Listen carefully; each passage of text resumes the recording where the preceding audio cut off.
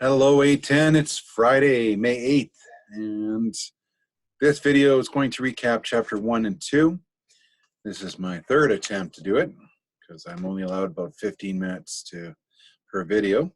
So I'm just going to get right into it then. So this book, the way it's set up, you have the beginning of each chapter, and note the titles of each chapter. It focuses on the individual focus. So in chapter 1's third, chapter 2 is Peter. We'll get into chapter 3 graph later in the next video. But we know in chapter 1 what a third is. It's a title. It's not a very great title I have. It's more of a nickname, and it's used in form of bullying as well to segregate the third child in a family.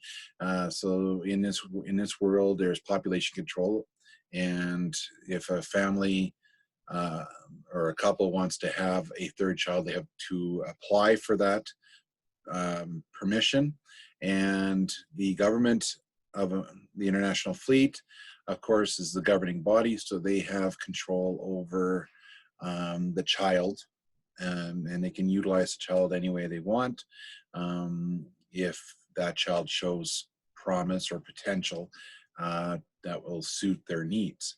Now, the Earth has been or had been previously invaded by a alien group called the Buggers, and almost decimated the planet. And so the governing body, military governing body, vowed that they would never let this happen ever again. So they will do everything in their power to take it to them. And so they will train every child that they can train in the hopes that one of them will be their savior and finish off the Buggers once and for all, so that there would be no chance of them coming back to Earth for another invasion. So take note of that, and also take note of Ender's approach to his situations. How losing the monitor, he's no longer protected as he was, and these children, they have these monitors in the back of their head for many years. Ender had it in longer than others.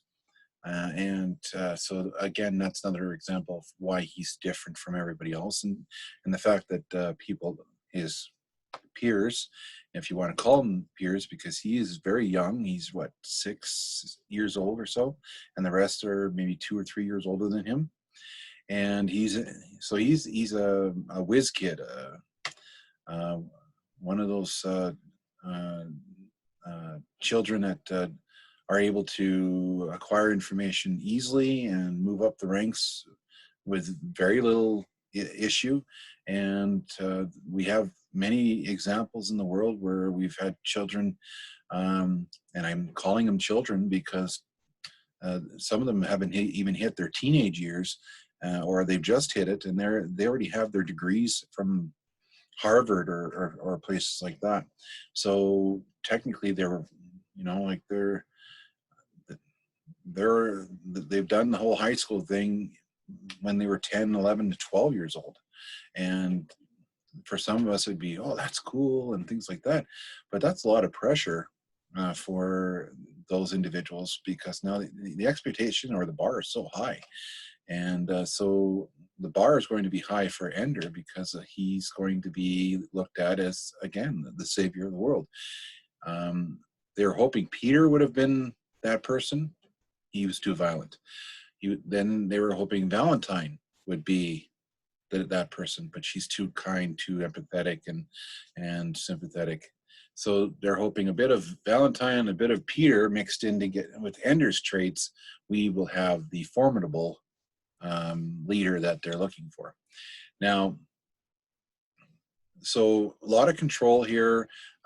Video games, we're going to get into a little more detail later on, but this game that's being played by the military ruling group, the International Fleet, they're the users, and they're using human beings as game pieces in their the game that they have right now of who will lead the planet to victory over the buggers once and for all.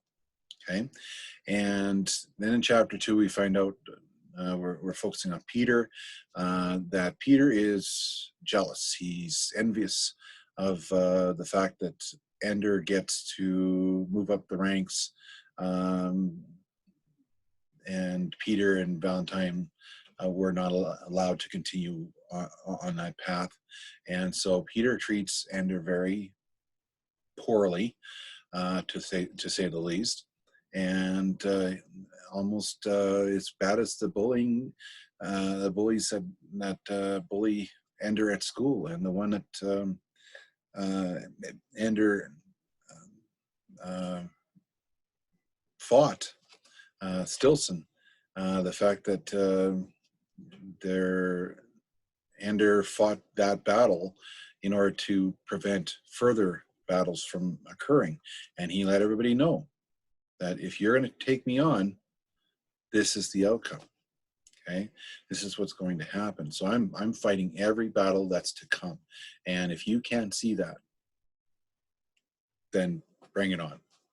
Okay, but this is your chance to walk away. You've seen what I can do, so you make a decision. And he puts it on everybody else to make their decision after seeing what he can do. Okay, a lot of freedoms are given up in this world, or in place. So you give up freedom in order to be secure. The big question is how much of those freedoms you want to give up. So it's freedom over security. And we'll talk a little bit more about some of the other themes that are going on. You can look in the course online booklet too about those themes. But the main one is the freedom versus security. Okay, so that's where we leave off after chapter 2. And one more thing I want to say is, despite the way Peter treats Ender, he still loves his brother. It's kind of warped, but he still loves his brother. And Ender knows that. But on the other side of the coin, it's like, despite that, he's so unpredictable. I don't want to become like him. Okay, he keeps telling himself that throughout the novel. So whenever you get his the parts where he's by himself and he's either used too much force or things like that, he fears he's becoming like Peter. He wants to be more like Valentine. Okay, so he wants to go on the other side of the spectrum. So we're going to see more about who Peter and Valentine are later on. Very smart people, and they have to take the long route to whatever path that will lead to their career or whatever they're going to go into. But Ender, he's got that. He's taken the fast route, and because he's able to, he has the skill set for that. And the big issue he needs to deal with right now is just fitting in, because he's so young, and the other kids are older. So who's going to follow a young child, a prodigy?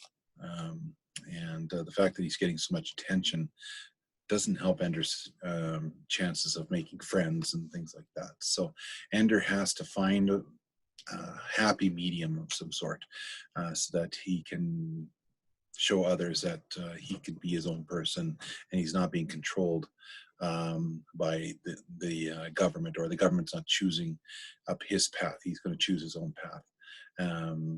And he's going to watch and listen and learn. And that's something we all need to do, is watch, listen, and learn, suggest, things like that.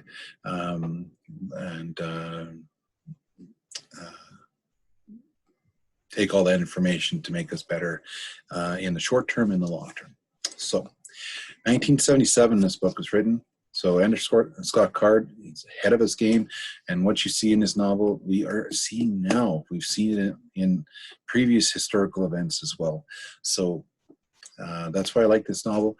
Is the fact that it's so pertinent and relative to what's going on today. Okay, we'll see you in the next video for the summaries. Take care and be safe.